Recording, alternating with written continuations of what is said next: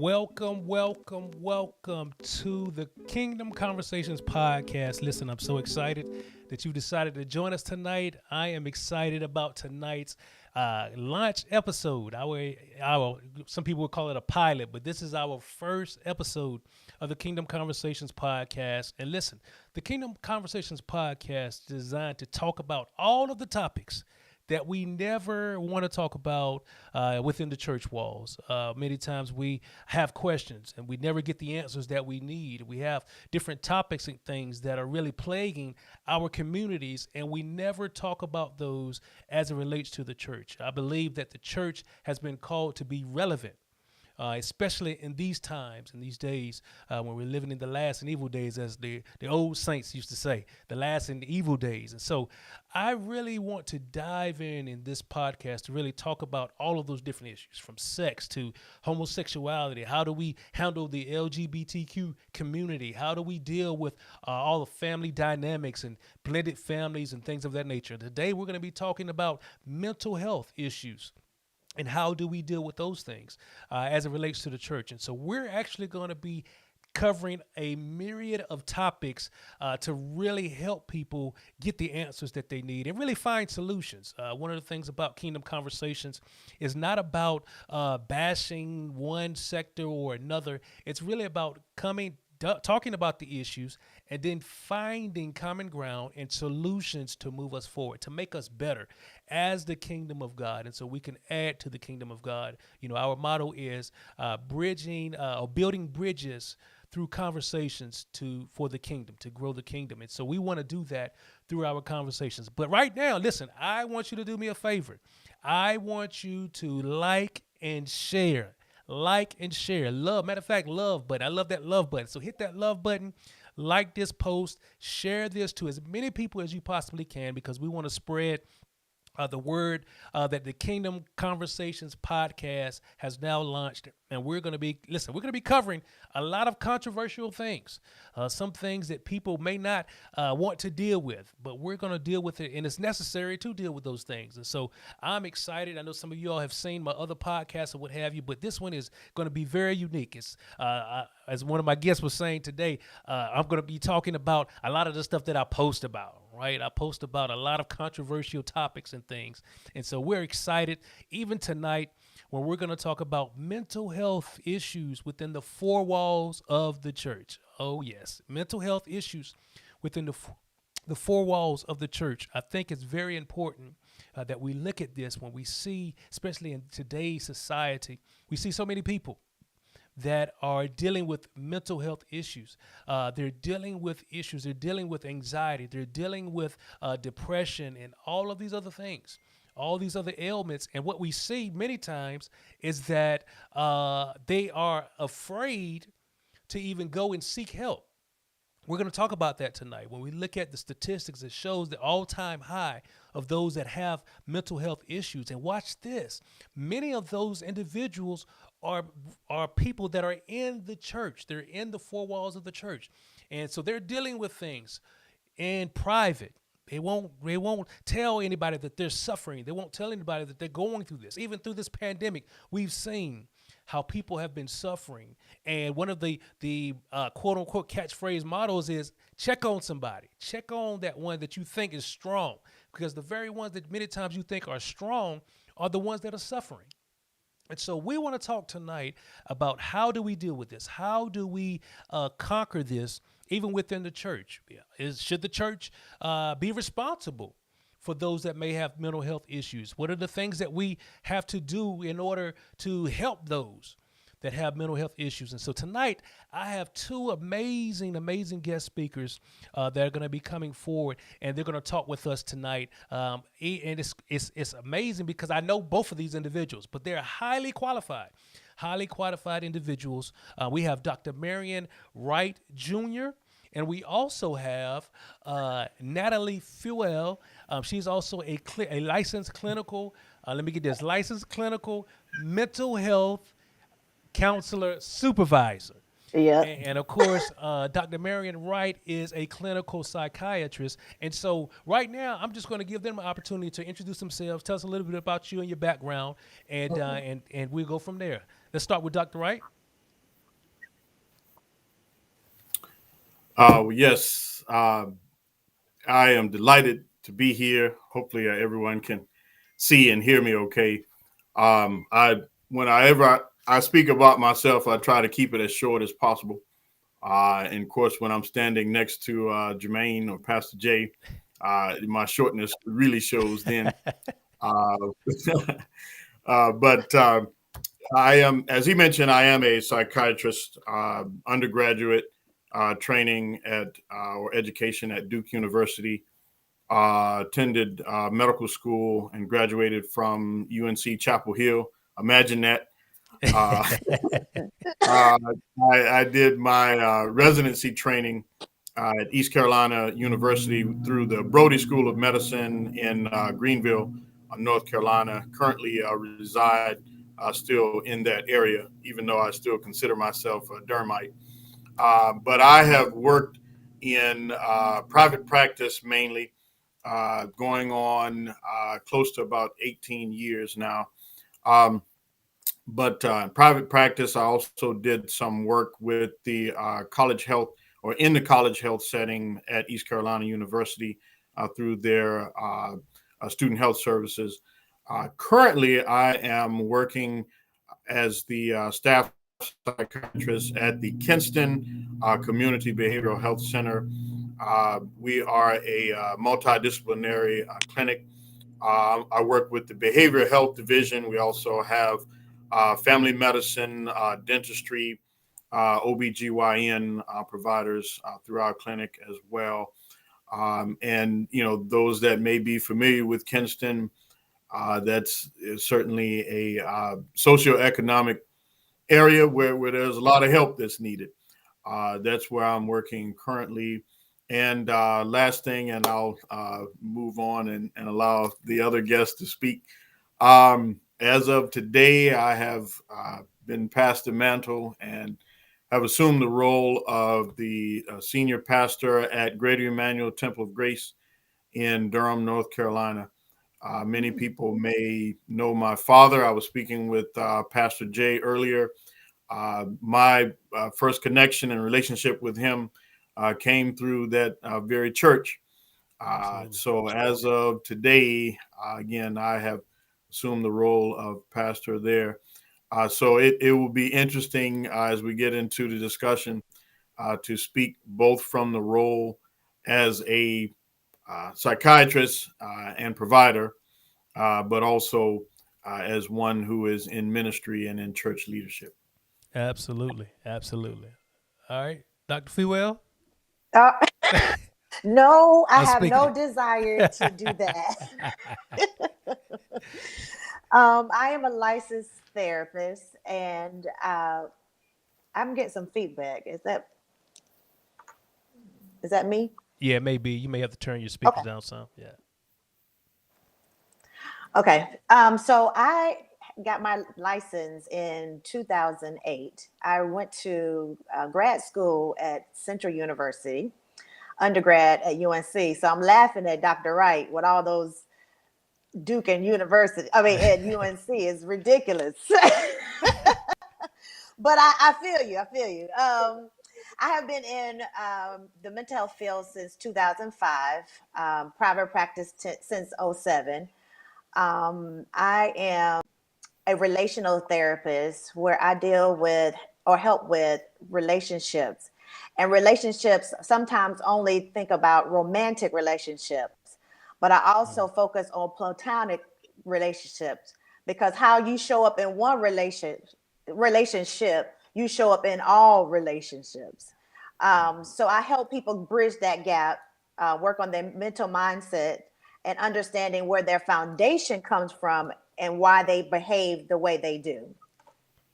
Awesome. Awesome. And so let's get right into the conversation again. We've had several conversations on my timeline, and I think that's how Natalie and I connected in this particular field, is what have you. I've known Natalie for years as well, and I told her, I said, you know what, I'm going to be starting a new podcast, and I want to cover this. And of course, Dr. Wright, like he mentioned, we've been knowing each other for well over, I guess, about 41 years, what have you. And my family was one of the first families that joined his father's church, and we want to say congratulations that the mantle has been Grateful. passed. Congratulations on your elevation, what have you. And, you're well qualified. And you were definitely going to keep you in prayer. We know how that goes Thank and you, sir. everything. And so it's great because he's a doctor, but he's also a pastor. And so he sees it from both perspectives, as well as I have seen. Even though I'm not a doctor, but I'm a pastor, and I've seen it from both perspectives. Even as one that I was over music ministry in my previous church, but was in high leadership. As far as the executive staff and executive leaders and all that, we were the part of the inner core. And so we were able to see how detrimental certain things or life circumstances can be for individuals. And so I want to start here. We've seen year after year. I've seen story after story even come across my timeline. People have even inboxed me in regards to what they were going through and what they were experiencing at the hands of the church.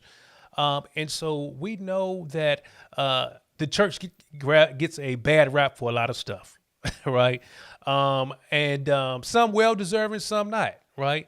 And my thing is, okay, I've always been the type of individual to say, okay, how can we position the church better?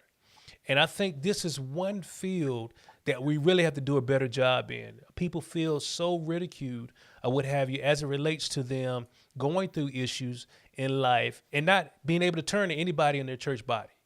And so I just want to start here. How do you think the church should address mental illness? And should it be something that is just generically done or something that is intentionally done? And what I mean by that is saying, okay, we know that members have these types of issues. We know that they're struggling in certain areas or what have you. So let's go ahead and put a program in place to deal with this. Oftentimes we see, I always say this, I said, every pastor is not designed to counsel every situation. And so as a pastor, well, I'm gonna leave that. I'm gonna say that for another question. But so tell me, I don't want to get ahead of myself. So tell me this. What do you guys feel, or how do you guys feel about implementing a mental health program or a mental health awareness program within our church bodies? Uh, I guess I can start. Okay. Sure. Yeah. And I'll be concise because I know we have a lot to cover. I would say it starts from the top down. Mm, It starts with leadership. I've seen many times that, and not just with mental health issues, but with other things in general, the spiritual leader, the pastor, and those in ministry leadership set the tone for how that ministry as a whole deals with a variety of topics. But I would say certainly as it pertains to mental health, I think it again, it starts with leadership and trickles down from there. So I think as pastors and those in ministry leadership not only become more aware of these issues, but become more vocal about them, I think that trickles down to the parishioners. So it's important, I think, as pastors to talk about these issues to their congregation, even to preach and teach on them as they are led, by God. Mm-hmm. And one of the things that we are looking forward to going forward with Grady Emmanuel is actually, developing, programs and whether it be by seminars, lectures, bringing in guest speakers, allowing those in the congregation to talk openly about things that they may have been dealing with or family members have been dealing with. So again, to my short answer is, I think as leaders, as church leaders, buy into this and begin speaking more openly about it from the pulpit and to their members, that I think is going to be the best way to generate more discussion about these issues. Awesome, awesome. All right, Natalie, what's your thoughts on this? Yes, I totally agree. I think it does start from the top. I also think that it should be somewhat normalized. It should be a part Mm, of the whole department team. You have the usher board, you have the minister of music, you have the elders board and the deacon board, and then we should have a mental health board that hmm, should not be combined with physical health. I think what we see is a lot, that's good. you see a little bit of mental health, you see a little bit of disability, and then you see a whole lot of health, physical health. And those are so different and they can't be combined in one department. We have seen over this pandemic how important it is to take care of our mind, our stress level. We have been under stress that we have never imagined. And I think a lot of suppressed mental health issues have been coming out. And now we don't know what to do with it. And I'm saying those things were there, and the church should be there. If we're going to be a hospital, we got to have every department in the hospital. It's important to take care of our ministers because it cannot be or him or her to take care of everyone. There has to be a support group for the minister as he or she takes care of the congregation.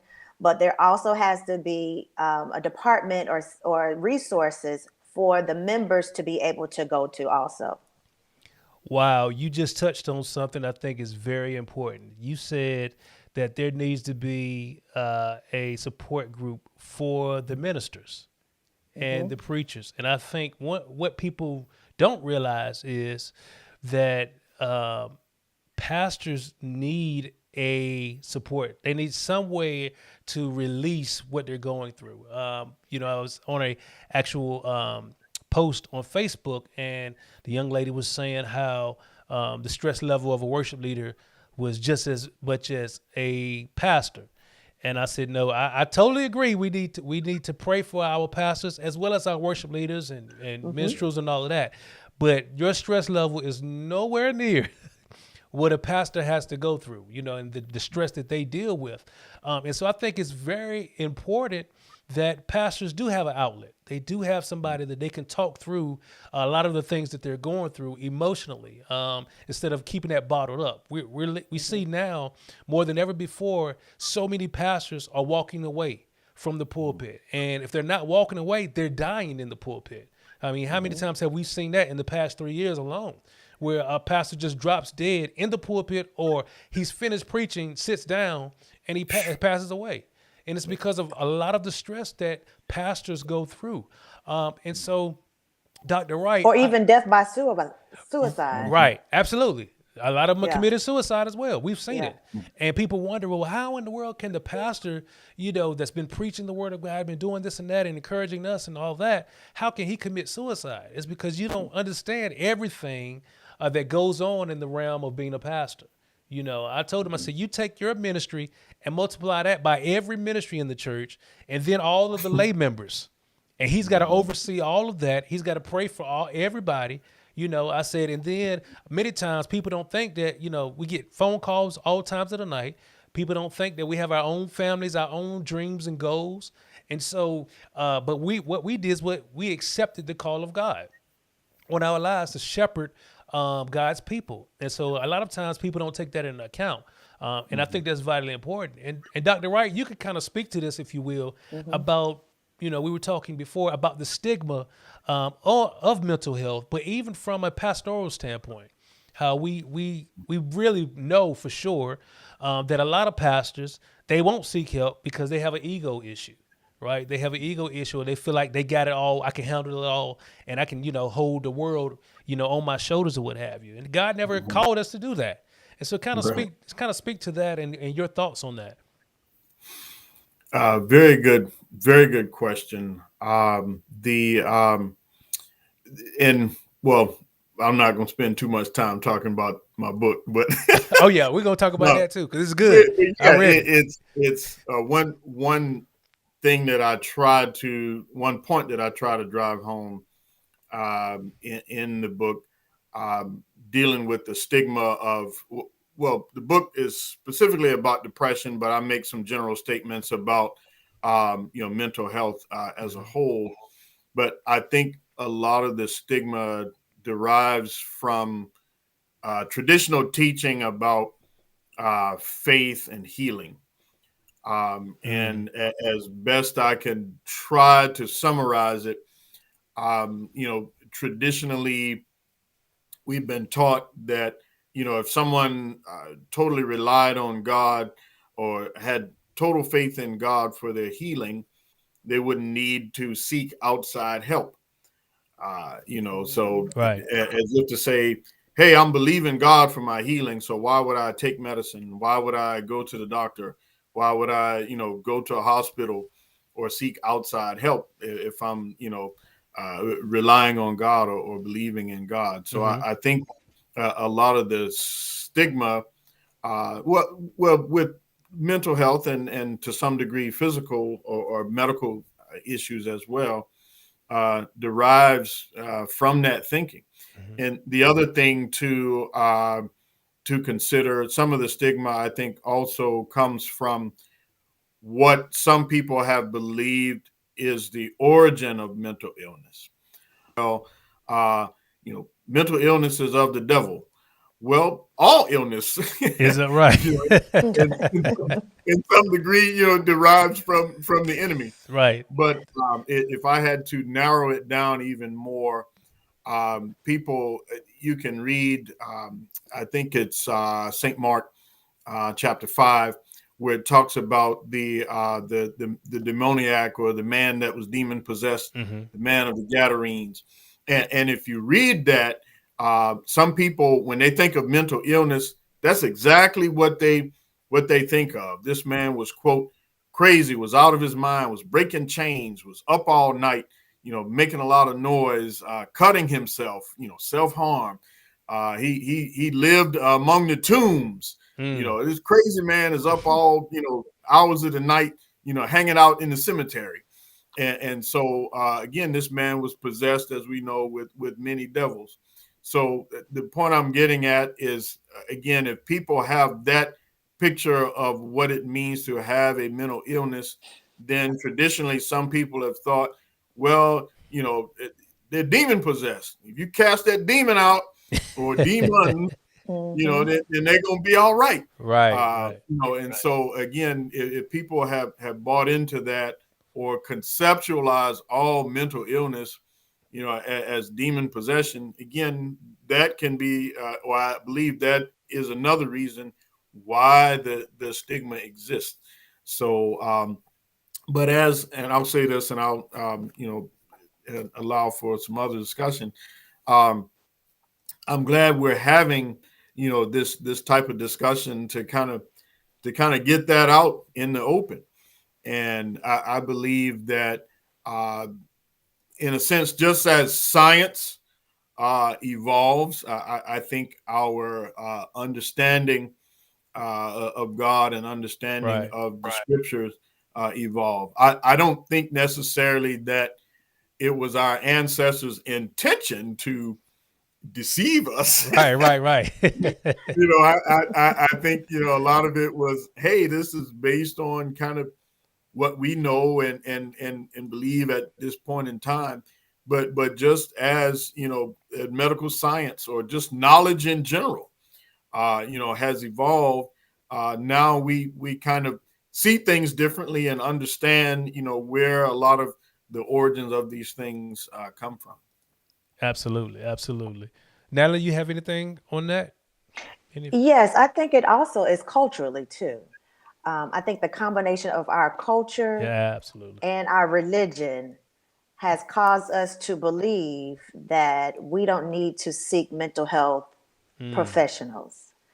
I think that we have all been taught, go pray about it, trust in the Lord, and He will answer your prayer. And I believe that totally.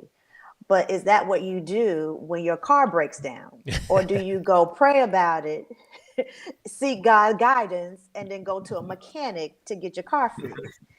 So I think we're not looking at that in the same way. It's important for us to make sure that our mind is together. And I think we have a battle in the Black community that we have been taught, one, going to a therapist is a white person's thing.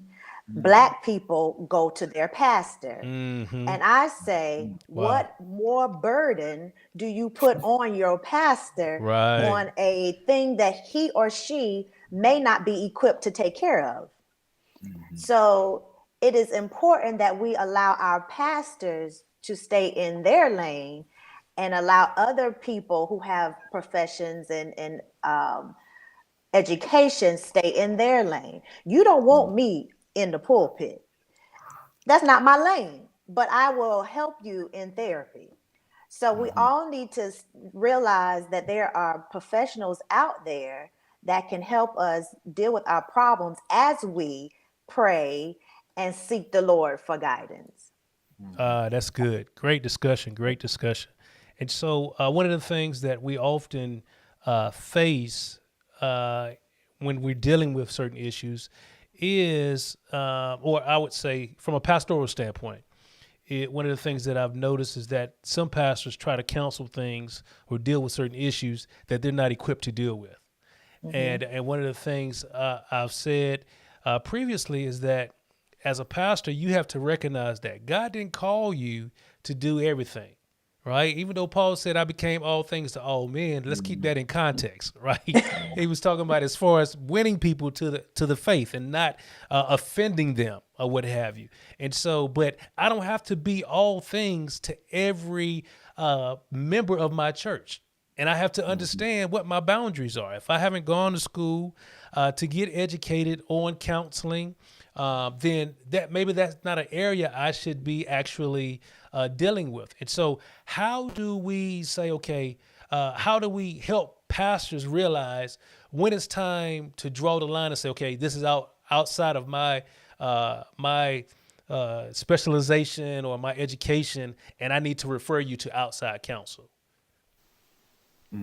Good. Well, Oh, go ahead. Go ahead. I think that if you know that you don't have the training, then you should not attempt to do it. So if you know that you are not a chef, do not take that catering job. So but if you but know but as a but minister, but I'm a pastor of God. I feel like God has anointed me to do everything. well, okay. That's what they But would say. I mean, you have that a they would say that, but if someone comes to you, and we in our culture have done this, if someone comes to you with um, molestation in their family, what are you as an unequipped person going to how they help them that's through this good. situation? Or let's take it even further, let's take it down some. I'm coming to you because I want to marry this man. Do you have the wherewithal to know how to counsel me and make sure that we are making a good decision for ourselves? Hmm. If pastors want to do counseling, then I suggest that they go seek further education so that they can be ready to do counseling. Because in a counseling room, as Dr. Wright would know, you can come in thinking that you're going to be talking about one thing and it can flip on you real quick. Right. And you have to be trained to know when that flip happens and how to handle it. So if I'm coming to you getting marital counseling and then I disclose to you that I'm having suicidal thoughts, how are you as a pastor who's not equipped going to help me with my suicidal thoughts? Yeah, that's good, and you make a great point there, and I think that's one thing that we have to get people to understand, and I think it's probably one of the Mm-hmm. hardest things to do is to get a pastor to understand that. It's like, okay, you do have certain limitations. That doesn't mean that you're limited in God or that your Mhm. anointing is limited or anything of that nature, but that just means that you're not equipped to handle this. I kind of summons that or kind of make a parallel between a pastor that's been single all of his life, right, versus a pastor that's been married. There's certain things that you may be able to say, okay, I advise you on, but let's be real. There's certain things you will never experience until you get there, right? Mm-hmm. All of the training that I had as an adjutant and over the MIT class and doing a lot of the stuff that my former pastor thought was going to be prepare me for pastoring.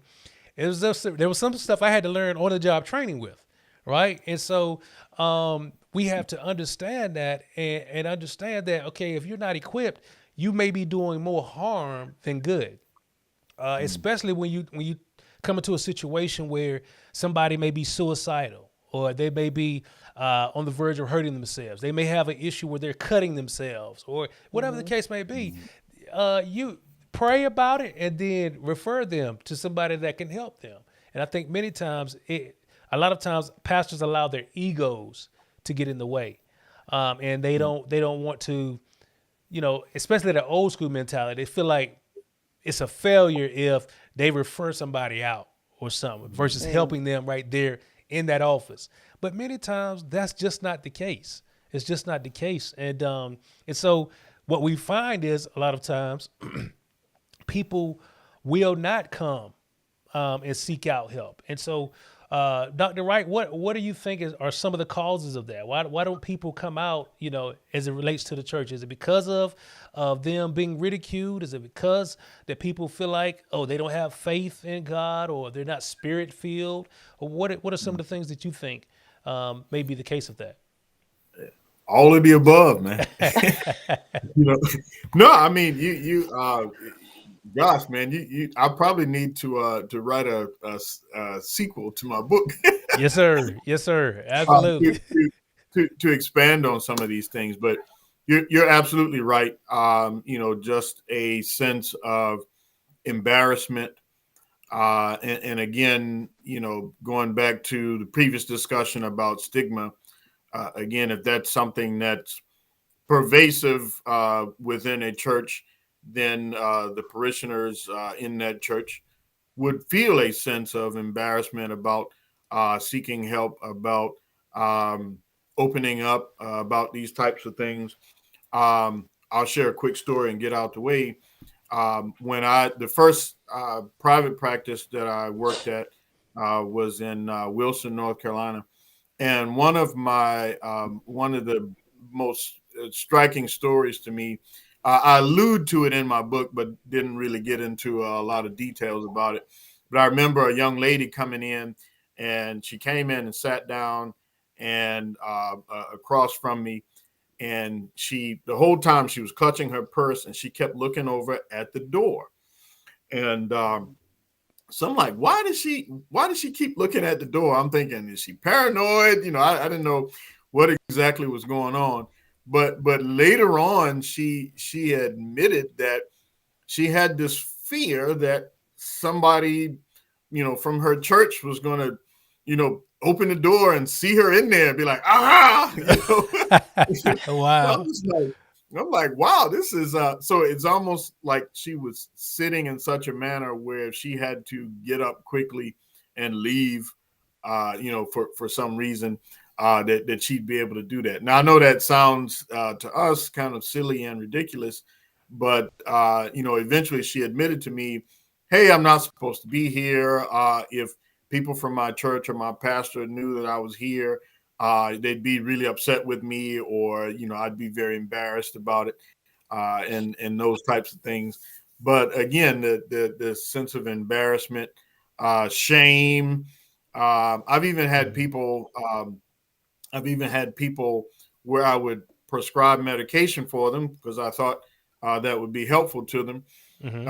only for them to come back a month or so later and said, "Well, I didn't take it," or I got it filled, but I never took it, or I didn't even pick it up from the pharmacy. So then I'd ask, Wow. well, what's kind of the issue there? Well, Mhm. if people knew that I was taking an antidepressant, they'd be ashamed of me, or they would pick on me. But I'm like, well, you don't have to tell people your business. Right, right.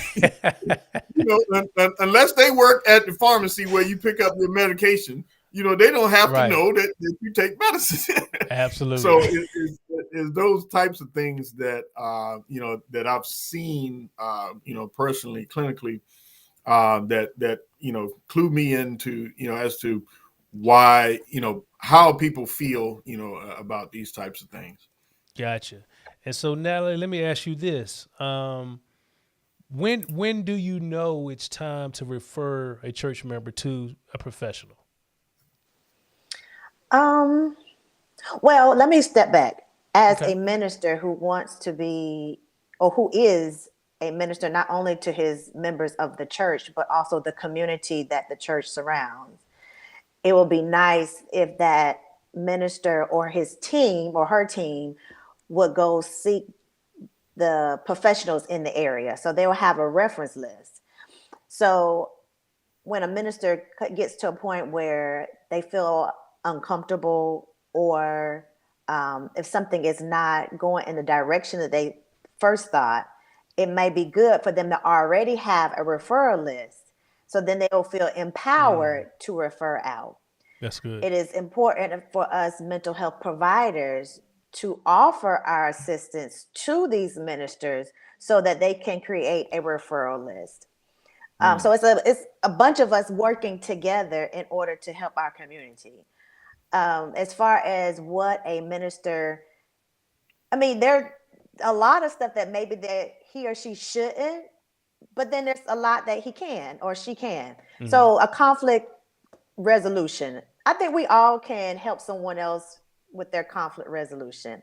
I Mhm. believe that when it gets too elevated, or the conflict turns three ways. You argue with the pastor, and then you need to bring somebody. You need to bring somebody else into this. I don't know if Yeah. that in that situation you might want to bring a mental health provider. It depends on what the issue is. If it's Hmm. a conflict within the family unit, then possibly. It's a case by case basis, but I would Mhm. say I think we all have that gut feeling when we are out of order and out of our lane. And we need to just recognize it and be okay with it and then Mhm. ask for help. Now Mhm. let me ask you guys this: when you're speaking to someone that's dealing with mental illness, or dealing with some issues or what have you, what would you say to them on recognizing, or should I say, yeah, I would say recognizing and being able to discern whether or not their pastor can help them in that area or not?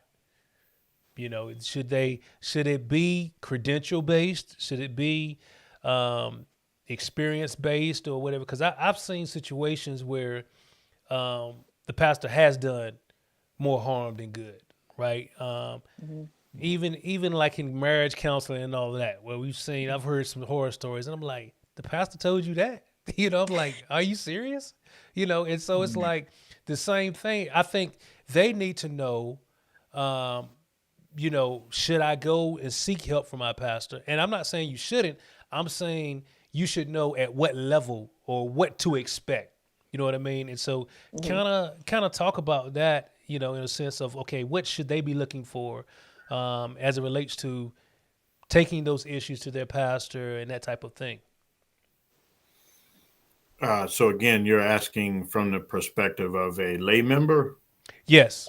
Yep. So a lay Uh, member that's dealing with some mental issues or what have you, um, how should they approach that and say, okay, you know what, I definitely want to, approach my pastor, but I don't know if he's qualified for this. How can they? Is there a litmus test that they can go by? Is there, you know what I mean? mm, That type of thing. right, right. Yeah. I It's don't know. I'm biased, Dr. Wright. What do you think? I think that if it's something mental, then you need to go to a mental provider. Just like if Mhm. it's something financial, if you don't know how your minister manages his money or her money, then you don't need to go to that person. So I think Mhm. the minister will show what they are um, professional in. I don't know. They Mhm. would Mhm. if I would say if it's anything mental, maybe I'm biased. Go to a professional. Go to Mhm. someone just like you would not go to your pastor if you had car trouble, unless you knew your pastor knew everything about a car. Then you right. might go. And even then, why are you putting that on your pastor? He could be a great mechanic or she a great mechanic, but they are Mhm. your pastor. So why put more on them than they can bear? Right. Right. Go to the professional.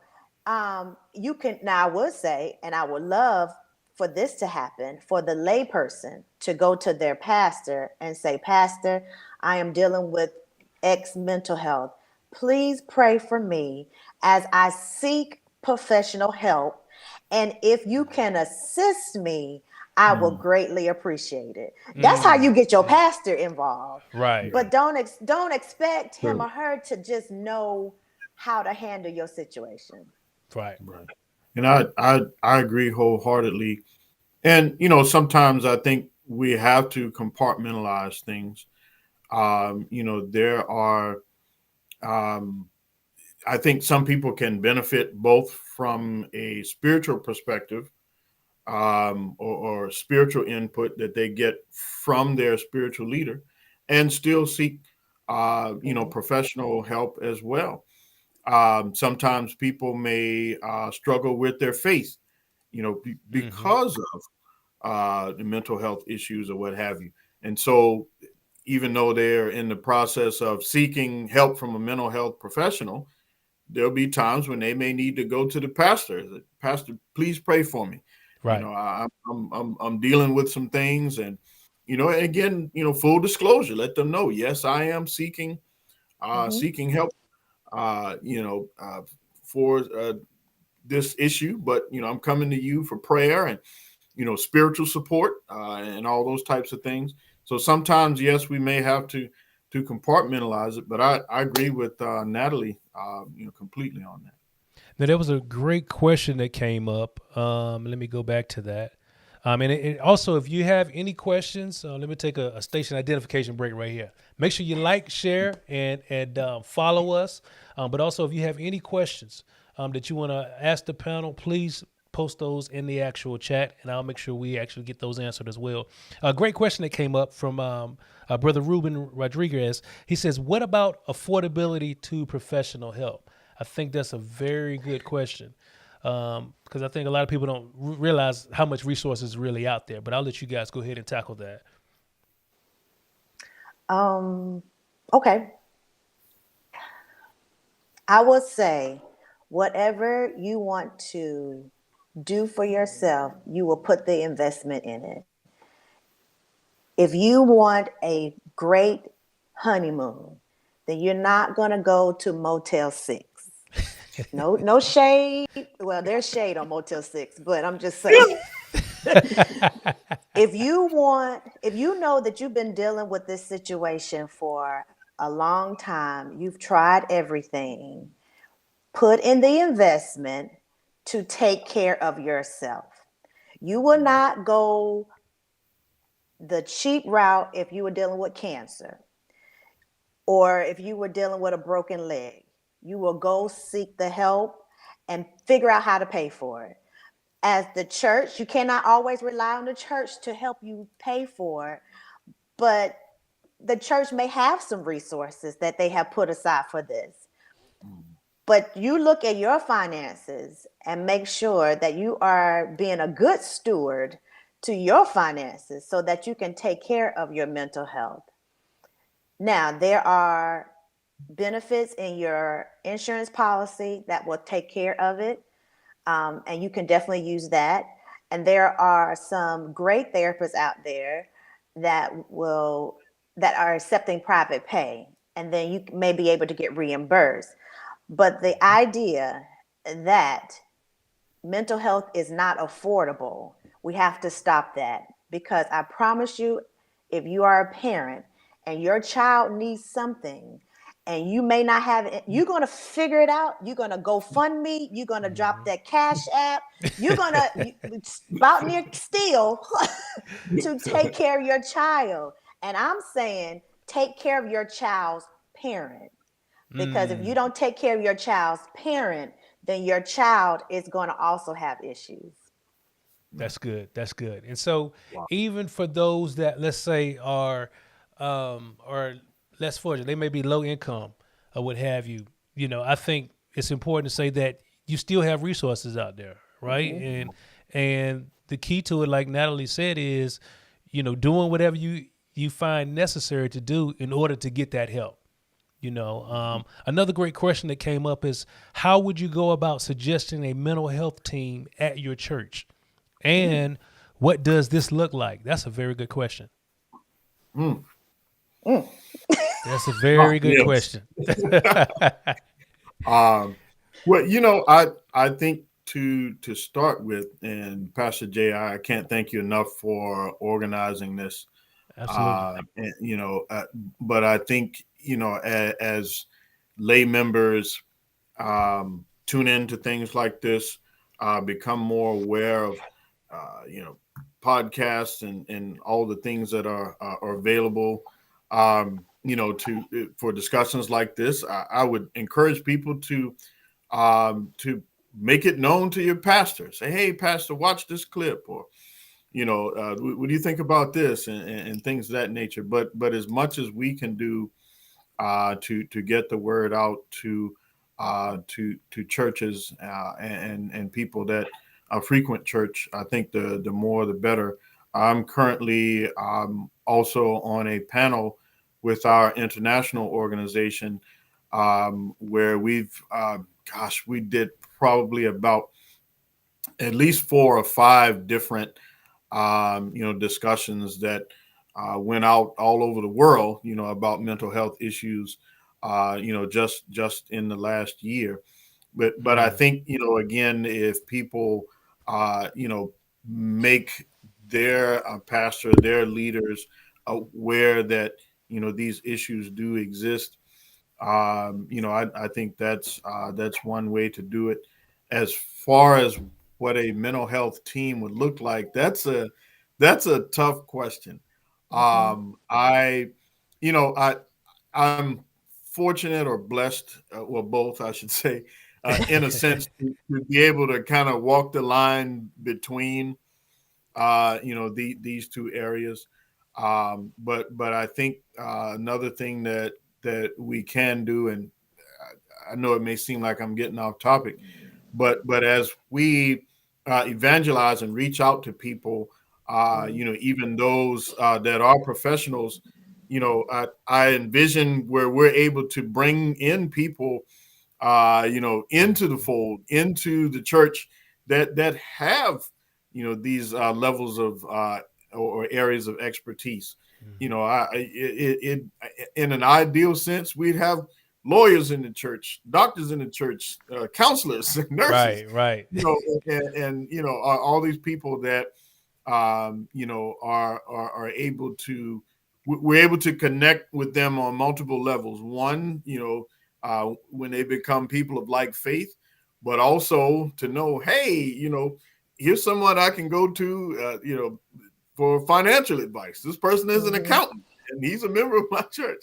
So, I think, again, answering the question about building a mental health team, I think ideally, if we can get more people to come in that, that have expertise in this area, they can certainly help to build a team in that sense.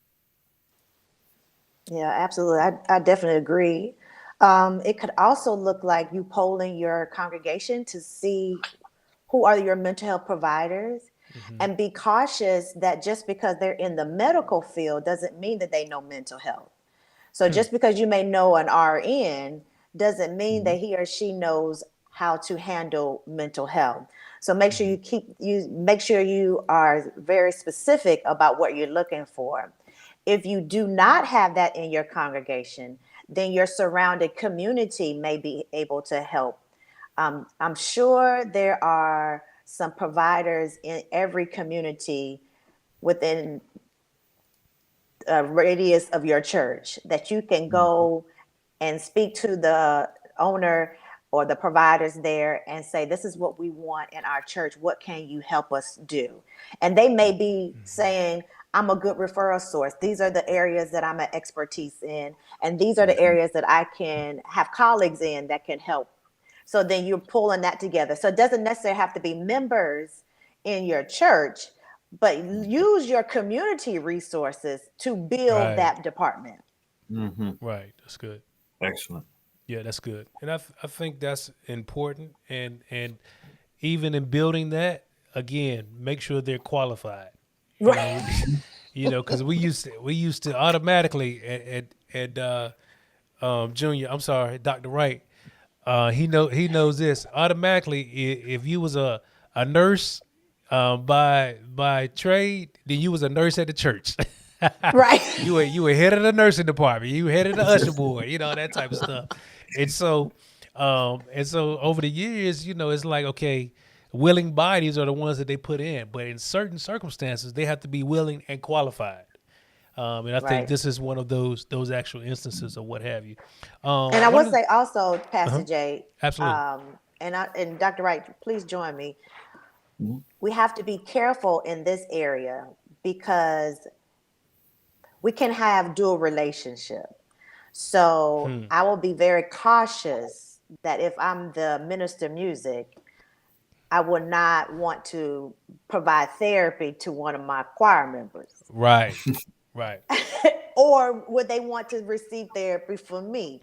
But if they know that I'm a therapist and they are comfortable with me because they are in my choir, then they may ask me, can you refer me? And I will be glad to refer. Right. But I don't think as a mental health professional that I will feel comfortable providing therapy to someone that I have another relationship with. And let me ask you guys this as well. And this just came to me. What are your thoughts on churches really teaching their leaders about mental health and the possibility of those that are serving under them dealing with those mental health issues, being aware of that, being able to recognize that, and that type of thing, or what have you? Do you think we should have some type of training that's kind of like a mandatory training for all ministry leaders or what have you, similar to like quote unquote like a CPR training when you're dealing with emergency, or you're dealing with kids and all that and what have you? Yeah, I would say that's important. And again, it's the goal wouldn't necessarily be to turn everybody into experts, because as Natalie would say, that takes years of education.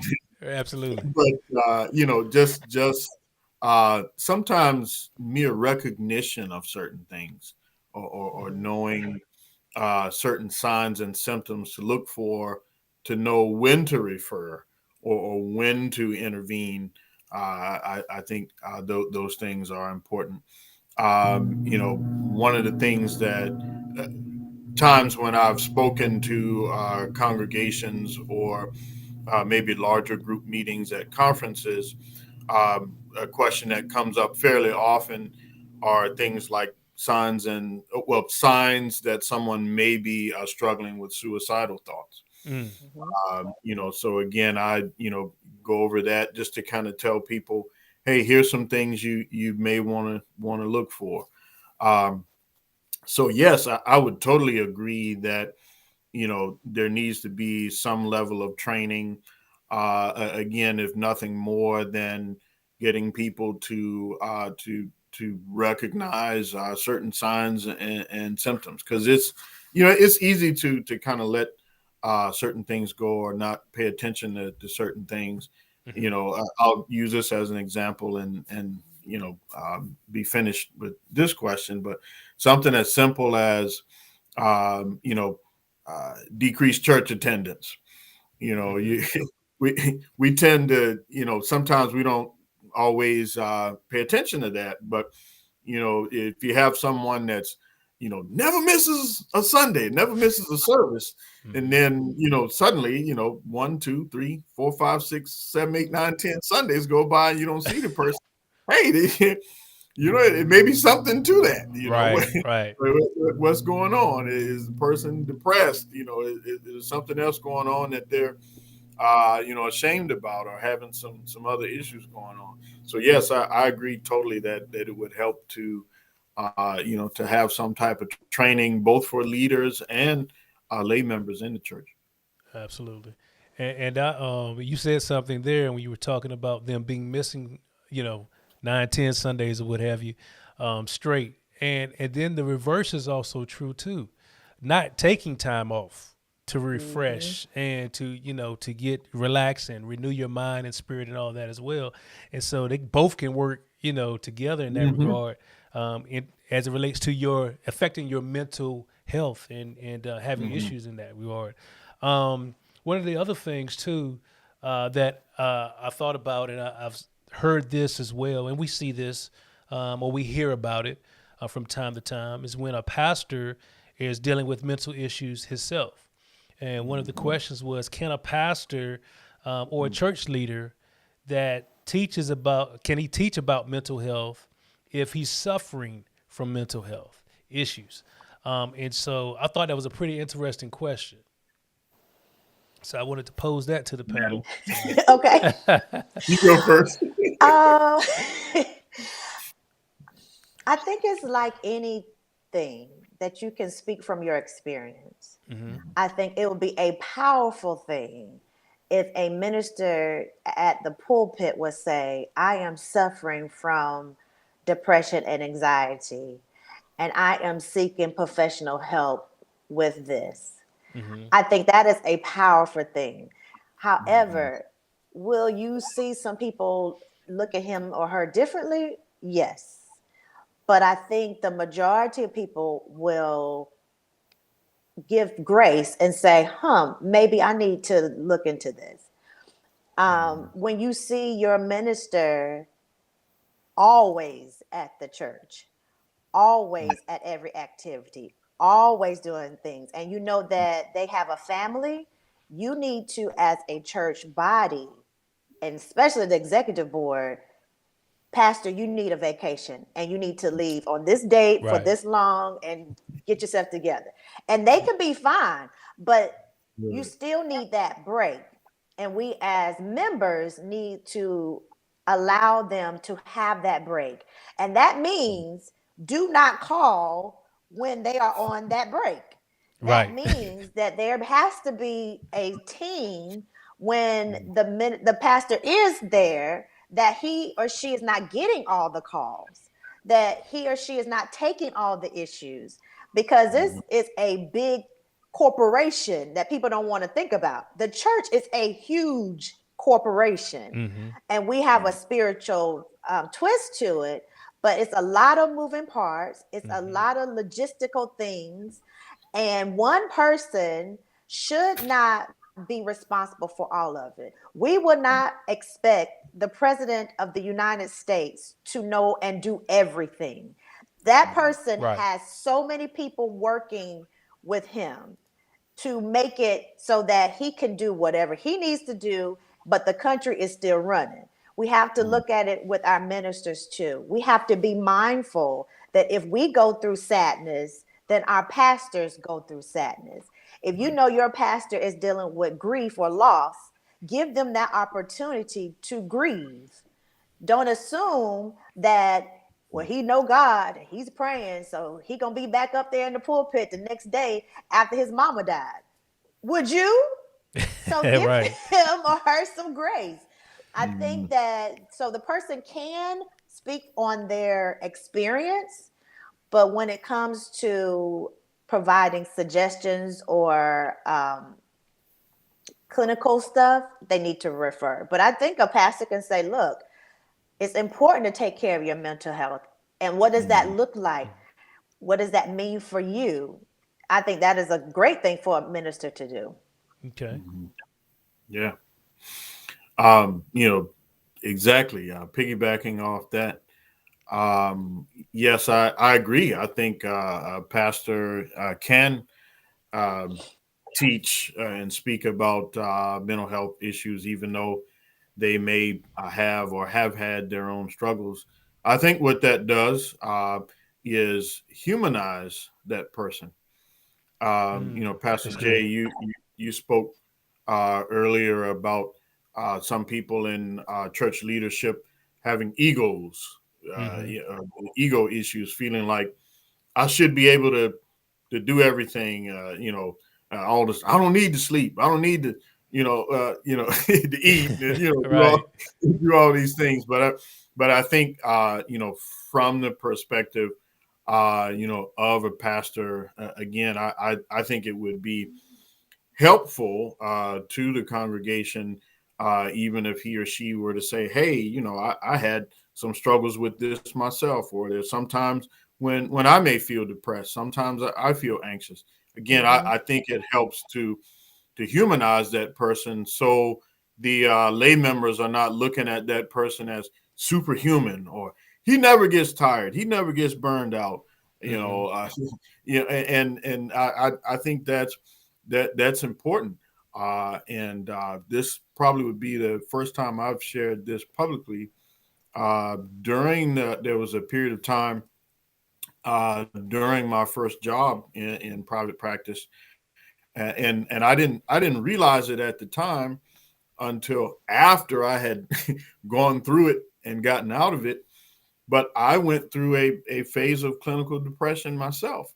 Mm. Mm-hmm. And again, I had become so wrapped up in caring for my patients that I couldn't see it in myself. Mm. And the interesting thing was that it took one of my patients actually to kind of bring this to the forefront. Another quick story: young lady came in, and she I started the session as usual, and probably about 3 or 4 minutes in, she said, "Wait a minute, stop, stop, stop." And I said, "What's going on?" She said, "Dr. Wright, something's not right." And I said, "Well, what are you talking about?" She said, "I've been coming to you for a long time." She said, "I can tell something's not right Mm, about you." Uh, Wow. and I that's said, good. so then, they and Natalie can probably attest to this or speak to this as well. In training, they try to tell you to, keep your facial expressions neutral and all these types of things. So, Yeah. what, whatever I thought I was doing to hide how I was feeling, apparently I was doing a terrible job at it. This lady was seeing something about my facial expressions or body language or something that Mm. made her stop in the middle of what she was talking about to ask me, "How are you doing? What's going on with you?" Mm-hmm. And Wow. we try to play the professional card. Well, I'm okay. This session's not about me. Right. This is your session.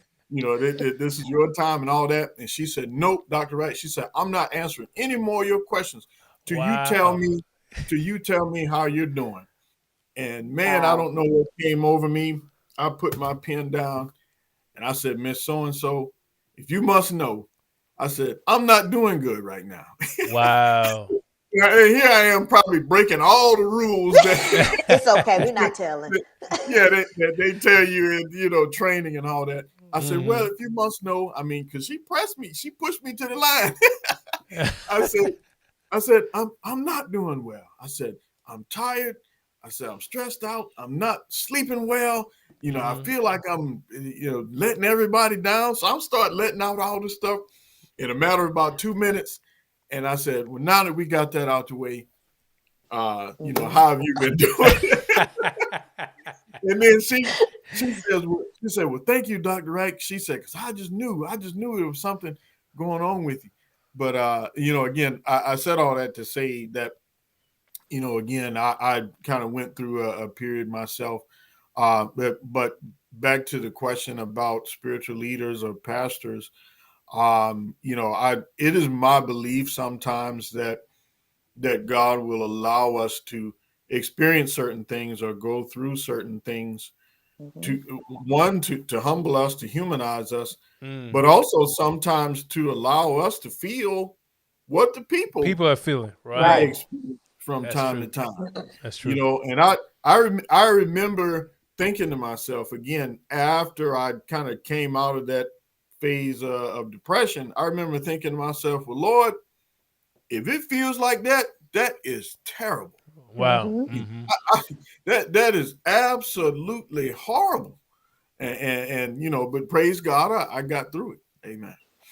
And so, even staying along the lines of that was good, and that shows again that we're human.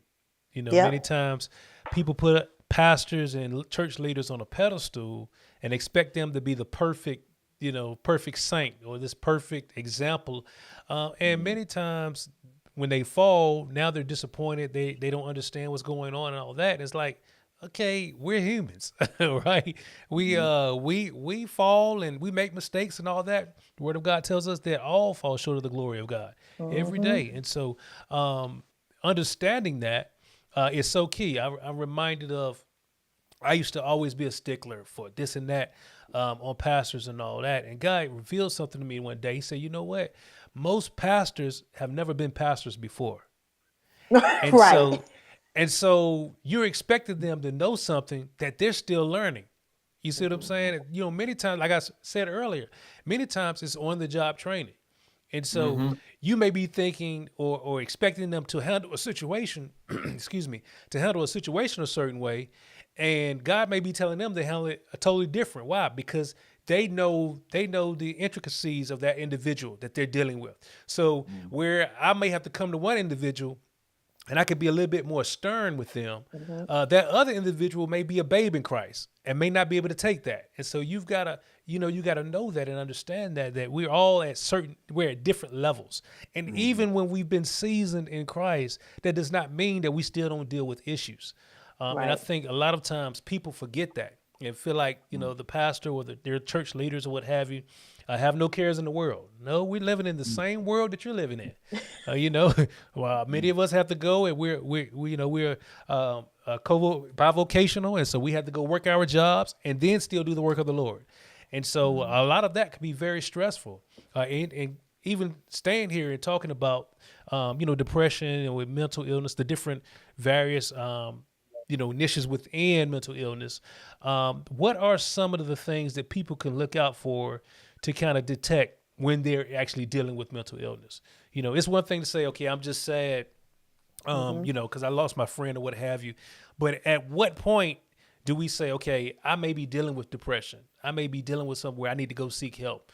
I often say, okay, if it's okay to grieve, but if you grieve in a year from now, there may be something that you may have to kind of say, okay, I'm in a sunken place, and now I'm more in a field of depression versus just really grieving for my family member or friend or whatever the case may be. I would say, just like your physical health, go get Mm-hmm. preventative health. So go Mm. when you have That's good. recent grief so that it won't turn into decades of grief. Mhm.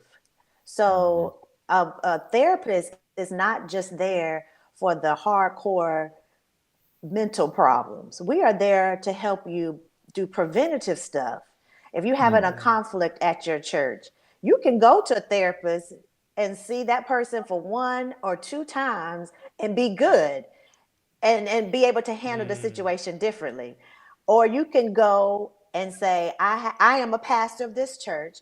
These are the issues that come to me. Help me process them.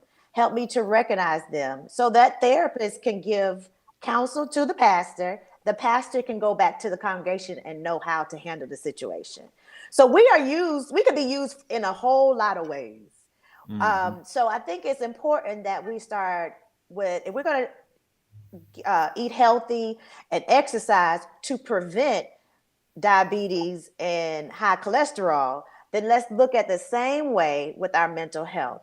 If you know that you are dealing with chronic illness, then you Mhm. probably having some mental problems too. Or Mhm. if if something just happened, Pastor Jay, I met you as a musician. Mm-hmm. So if something happened and you couldn't be a musician, that may cause some sadness that you might need to talk about. Mm. And I would say when that thing happened, go talk to somebody so that you can process it properly. And then therefore you're able to handle the situation on your own. We are just here to help guide you. If you ever go to a therapist and they are giving you advice, you at the wrong place because we are not advice givers.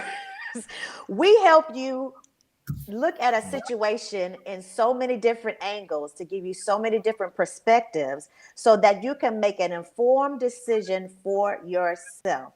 I see you 1 hour every week. So you are the master of your life. I am the master of being a therapist, and we work together to help with your Mhm. problem. So let's start using our mental health providers as preventative providers so that we will not have to go into the clinical depression state, that we don't have to write that diagnosis down because we helped you process things before you even got there. Mhm. And so, is it safe to say that a counselor, mental health counselor, therapist, is something that should be normal?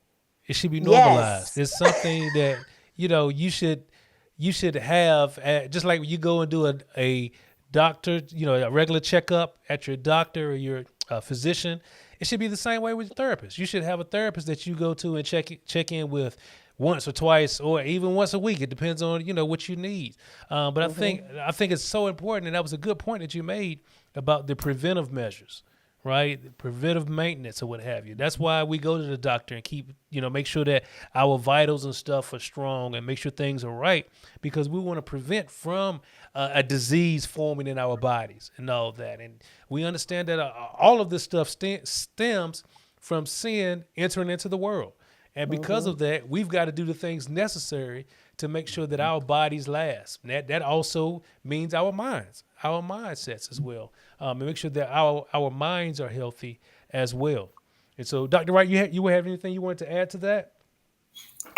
No, man. If I did, I wouldn't do it justice.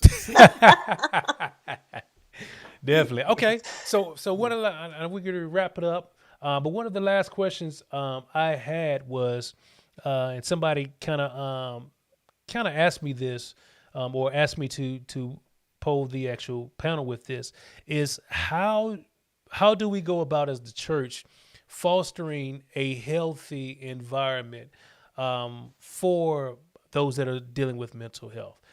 In other words, how do we make it comfortable? Is that something that we can do? Is that something that I know we talked a little bit Mm-hmm. earlier about leadership, putting in place programs and all of that? Um, but and I personally believe it's something that we have to intentionally do. But what are your thoughts on making the church an environment where people can say, you know what, I've got a mental issue I need help with, and being able to foster that environment where they're free to be able to do that or what have you. Mhm. I would say that before we even do that, as a church body, we need to come together in fellowship and experience different things. I think when it's a difference when I see you once a week, and then when we go on a trip together, that's a whole nother experience. And I get to know you in a whole nother way, other than one day a week when we're not really supposed to be talking in service. And then we see each other and then leave. I think if we did other activities, then we become more of a family. Then I will feel more comfortable in saying, Pastor J, Pastor Wright, I'm going through this, because I've seen you in different areas. I've experienced things with you. I experienced playing Uno with you, Pastor Wright, at the church. But I also remember he's a doctor too. Maybe I could ask him about this too, because Right. he is human, because he beat me real good in that Uno game.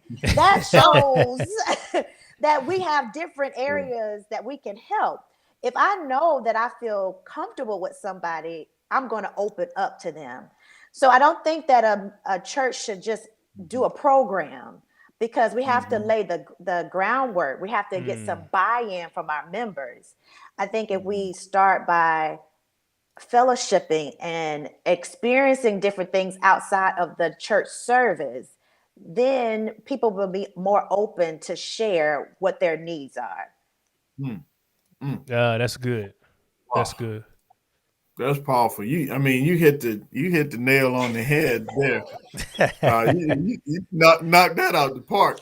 But it's interesting. Just sitting and listening to you give that response. Um, it, for some reason, my mind went back to testimony service. Uh, Yes. Uh-huh. well, most churches don't do that anymore. Right. But that used to be the way to, and that went from anything to people putting all their business out there in front of the congregation, or people telling stories. But you raise a good point there, that some people saw that as their opportunity to tell the other members and the pastor what was going on in their lives. Mm-hmm. And as we have kind of gotten away from that, or maybe some churches still do that.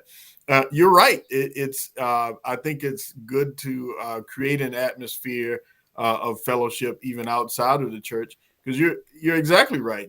We come in, we have the service. It's like, all right, it's time to go home. People not necessarily sitting there in the service, talking while the pastor's preaching. I hope not. Right. So and even I think that brings up a good point, even more so now during the pandemic, because I think the pandemic has created even more separation, and isolation in the church than usual. But hopefully now people are at a point where they're like, hey, we need to try to find ways to reconnect with people.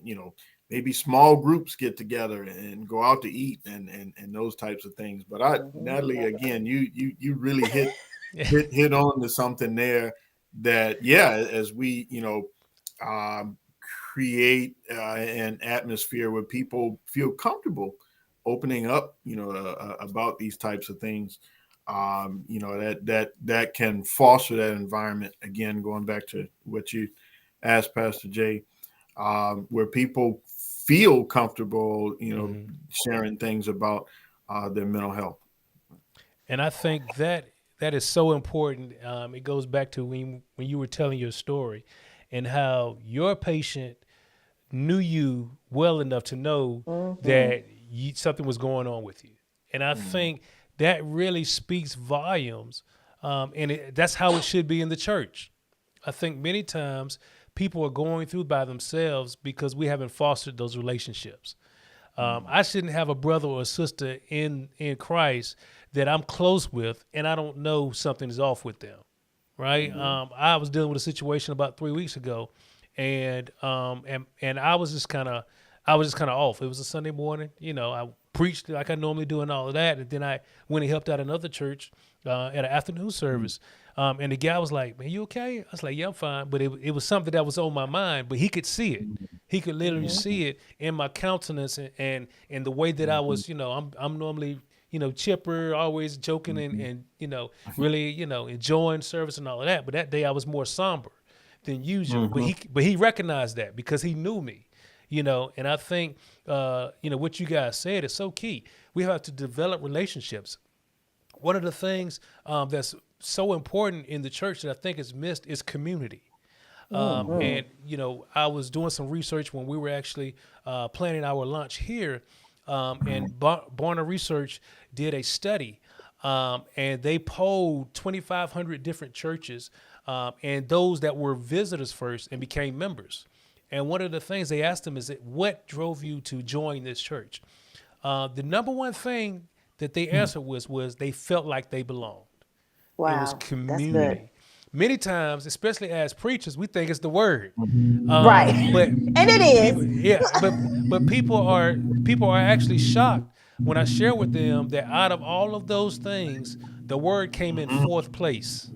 The word came in fourth place. So number one was community. Number two was youth ministry. Music. And Yep. then I was gonna say children. I was gonna say children's ministry. Then number three was music. And then number four, of course, was the word. And so it was so eye-opening to see that many pastors now they've been forced to have to change, right? Right. There was years and years where I used to always get, as a media director and all this, I used to always try to get churches to do online services and all this. And I had several pastors that be like, oh, we don't want to use Facebook. That's the devil. YouTube, that's all the devil and all of this. And I told them, I said, when the pandemic hit, I said, isn't it interesting that you now have to use what you call was the devil? You got to use it to even have service now. Right. Yeah. And so, what I say that to say this, we have to get to a place where we don't demonize what we don't understand. Right. That's it. And because many times we'll demonize those with mental illness. We'll demonize those that may have problems without understanding what their situation is. And so we have to make sure that we're fostering an environment where they're willing to share. When you forge accountability with those around you, people are going to be accountable to you, right? And I'm going to be more apt to be accountable to somebody that's built a relationship with me than somebody that has not. And everything. And so I think that was a powerful thing that you mentioned, Natalie, as far as don't even set up the program yet, right? Don't do it. Learn about the people, right? Build those relationships. So that way, now you have the buy-in from them, and so when you do the program, they're more apt to come and participate in it. I remember one of our churches, they had, I think it was called Grief Share, I believe is what it's called, which is a program, and I think it's a national program, but you can set up local chapters or what have you in your churches and stuff, and that was a great program. That they had at the church, and people really bought into that. Why? Because they had already had fellowship, and I think that was real key or what have you. Well, our time has come to an end. This has been an amazing discussion. And listen, I don't want it to stop here. And so we're recording live, so I want to ask both of you: will you come back to the Kingdom Conversations podcast? Absolutely. Definitely. Oh, absolutely. If you have more people on it, man, make sure Natalie is on there too. Me being back on is contingent upon her being on it too. Absolutely. I agree. Absolutely. I need Dr. Wright to bounce stuff off of. Yeah, y'all make a great team, man. Y'all make my job easy. Gotcha. Definitely. And you're going to be pastor of Great Emmanuel. Where is that in Durham? Because I'm in Emmanuel Temple on South Austin Avenue. Yes. You're probably not that far from us. I don't We're think on so.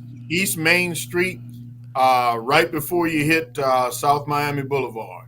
Okay, now. Okay. Yeah, near the it used to be, it probably still is, a DMV office, kind of close to there.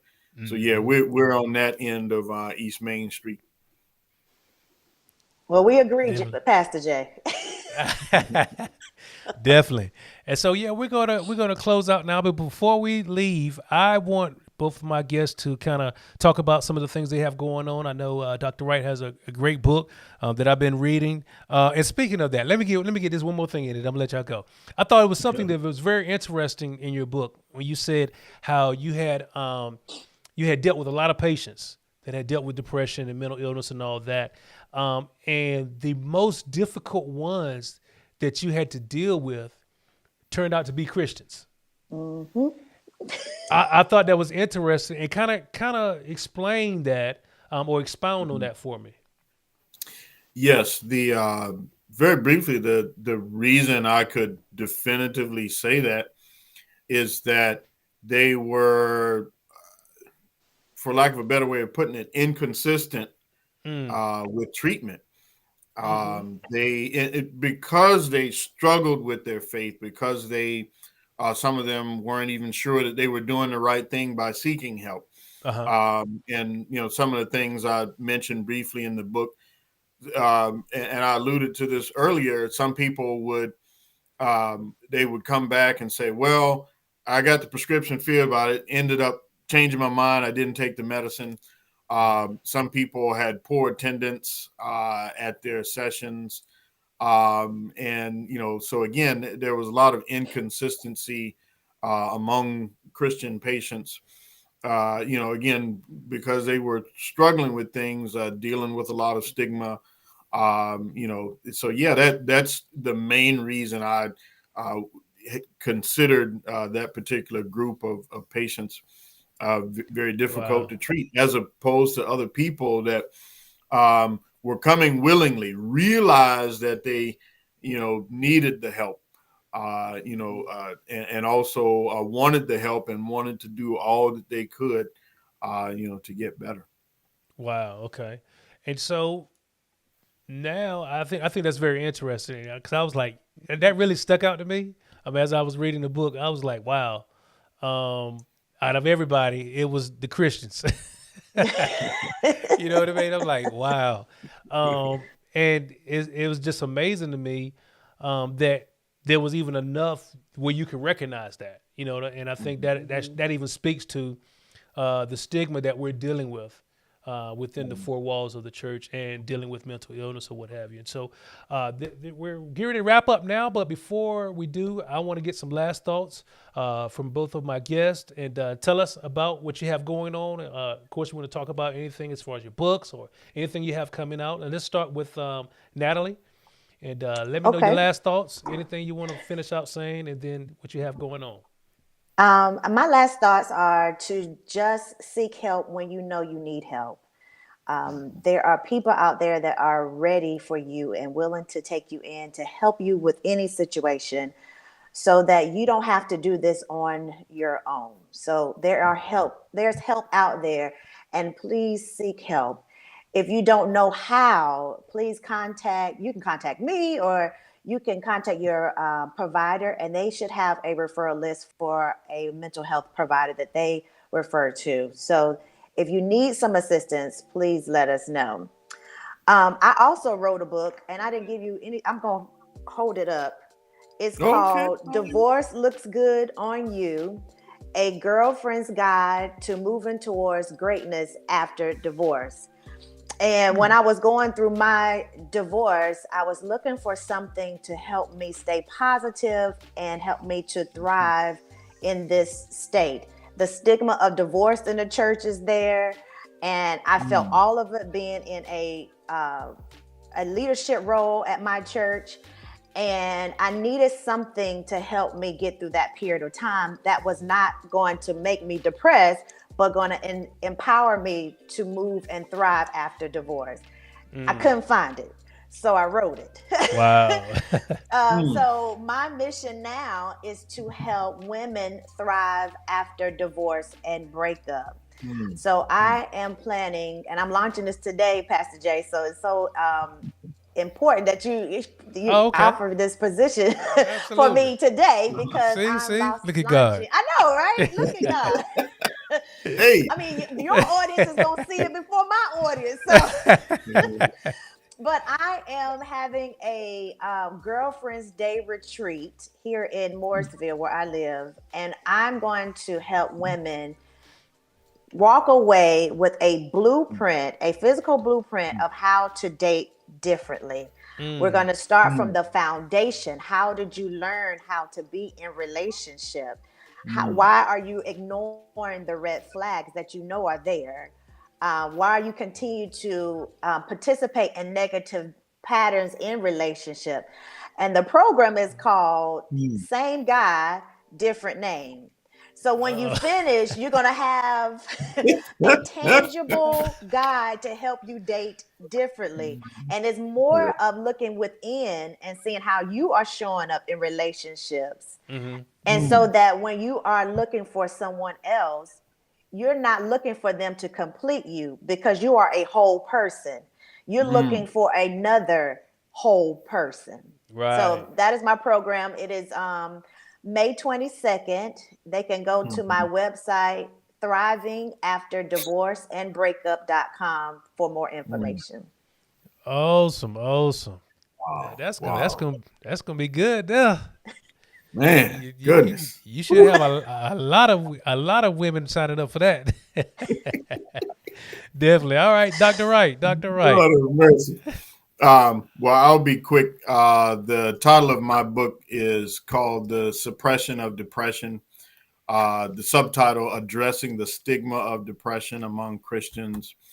Interestingly, the book launched in 2019, in the summer of 2019. So roughly about 6 months or so before the pandemic hit.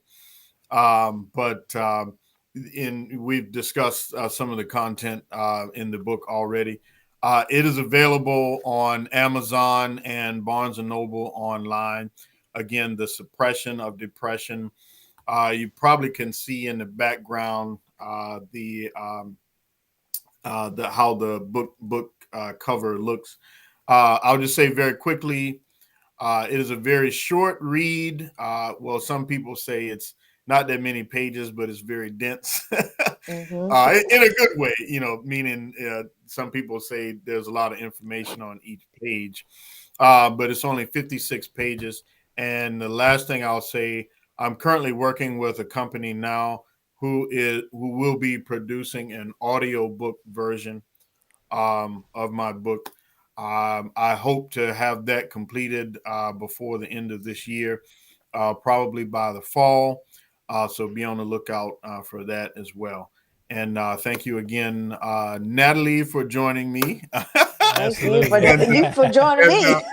And Pastor Jay, thanks for having me. God Absolutely, man. Thank both of you guys for joining me tonight, and we're gonna do this again. I saw somebody said something about mental health Tuesdays or something like that. They said. I was like, okay, and now she got one for Natalie, Relationship Thursdays. Yeah, so they already naming our days. I see. Yeah. With the podcast or what have you. And so we thank again Sister Natalie. I sound like I'm in church. Natalie Fuel and Dr. Marion Wright for joining us tonight. And listen, we are excited about what Kingdom Conversations is going to do for not just our local community, just for churches here locally, but for the world. You saw tonight the mass volume of information we were able to receive from these experts, right? These are career experts that have been working in this field and have been able to help us. And we hope that you've gotten something out of this. Make sure that you like and share this. If you are watching live, you type in hashtag live. If you're watching the replay, hashtag replay, and share. Make sure you join our communities, the Kingdom Conversations communities on YouTube, Facebook, and on Instagram as well. Also going to be releasing the Anchor podcast. So you don't have to worry about looking at the video. You'll have the actual podcast audio that you can actually listen to as well. Listen, this is Pastor Jay signing off now. Remember to be the light that shines in darkness. We'll talk with you later.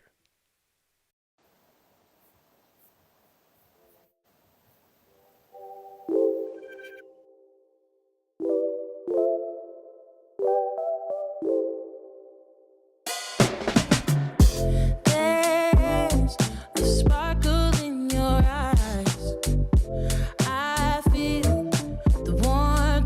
your skin.